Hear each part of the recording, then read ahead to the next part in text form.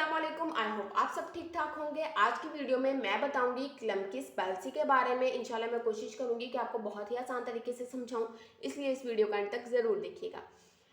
ये brachial plexus की injury होती है। हम पहले एक इंजरी पढ़ चुके हैं ब्रेकियल प्लेक्सिस की, जिसे अर्ब पैल्सी कहा जाता है। इसे समझने के लिए अगर आप अर्ब पैल्सी को भी समझना चाहते हैं, अलग से वीडियो वो देख लीजिएगा। और अगर आप ब्रेकियल प्लेक्सिस को समझना चाहते हैं तो इसकी भी एक अलग से वीडियो वो देख लीजिएगा।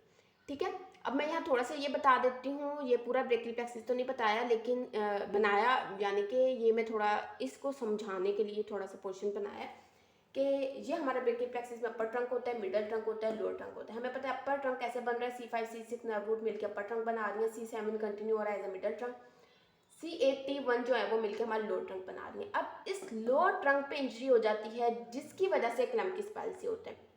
और अर्ब पैल्सी हमने क्या कहा था, अपर ट्रंक पे जो इंजरी हो रही थी ना, उसकी वजह से हो रहा था।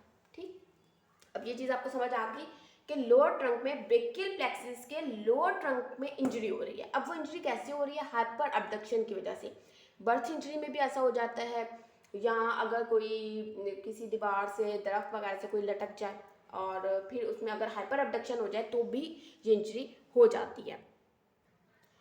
अब आप ये देख सकते हैं C8 T1 ने लोअर ट्रंक बनाया। अगर लोअर ट्रंक में इंजरी हो जाएगी तो जो C8 जहाँ सप्लाई कर रही है और T1 जहाँ सप्लाई कर रही है वो कॉम्प्रोमाइज़ हो जाएगी। वो सप्लाई सही नहीं होगी, जिन मसल्स को ये सप्लाई कर रही हैं, तो वो अपना फंक्शन नहीं परफॉर्म करेंगे। ठीक है, अब देखते हैं कि T1 किन मसल्स को सप्लाई कर रही है। T1 सप्लाई कर रही है हमारे हैंड के इंट्रिंसिक मसल्स को, यानी कि हमारे लम्ब्रिकल्स और इंट्रोशाई को।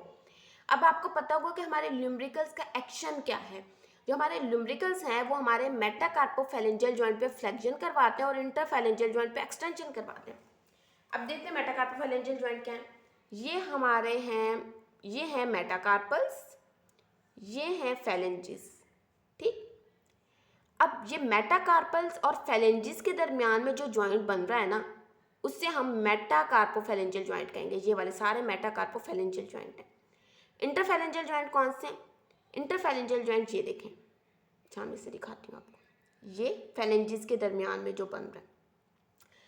अब लुम्ब्रिकल्स क्या करते हैं, मेटाकार्पोफैलेंजियल जॉइंट पे फ्लेक्शन करवाते हैं और इंटरफैलेंजियल जो है ना, ये वाले इनमें एक्सटेंशन करवाते हैं। इस तरह ये वाला इसका फंक्शन है।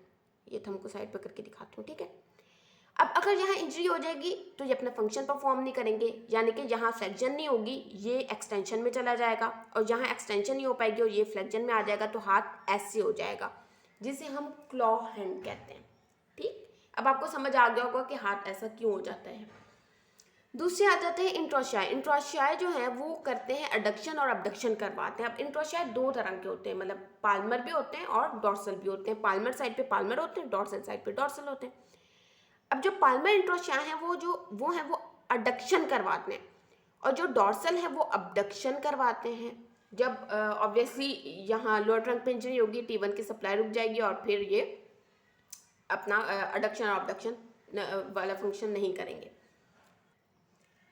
T1 की वजह से हमने देख लिया क्या होता है। और C8 जो है ना, वो इसमें T1 तो कम्प्लीटली इसमें हम कहेंगे कि वो अपना सप्लाई नहीं दे रहा। C8 पार्शियल सप्लाई लॉस होती है और कभी पार्शियल होती है। ठीक है, अब C8 जो है ना वो हमारे ये अल्नर बॉर्डर पे यहाँ सेंसरी सप्लाई दे रहा है।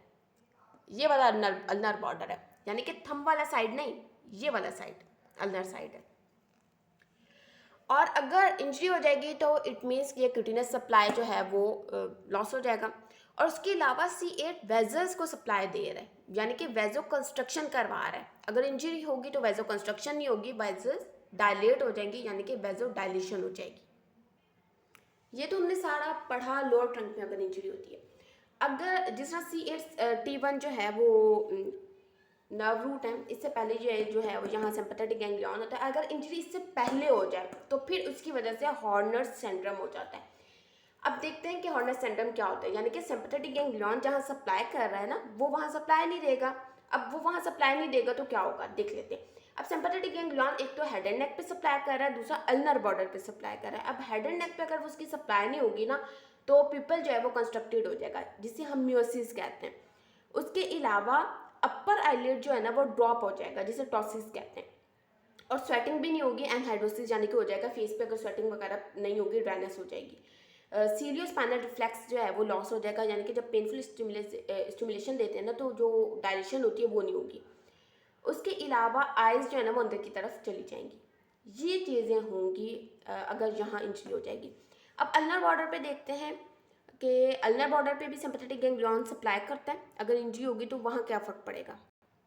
अब वहाँ जो सप्लाई दे रहा है अगर वहाँ रुक जाती है तो फिर स्वेटिंग जो है वो लॉस हो जाएगी, क्योंकि उसका काम होता है स्वेटिंग करवाना। स्वेटिंग नहीं होगी और ड्राइनेस हो जाएगी, स्किन जो है वो स्केली हो जाएगी और नेल्स जो है वो क्रैक्स नेल्स में आ जाएंगे। ये सारी चीज़ें हैं। ये हमने क्लम्पिस बड़ा मुश्किल नाम है, क्लम्पिस पाल्सी और हॉर्नर सिंड्रोम को हमने डिस्कस किया है। आई होप आपको ये वीडियो अच्छी लगी होगी। अगर अच्छी लगी हो तो इस वीडियो को लाइक कीजिएगा। अगर और वीडियोस देखना चाहते हैं तो चैनल को सब्सक्राइब कीजिएगा। Thank you so much.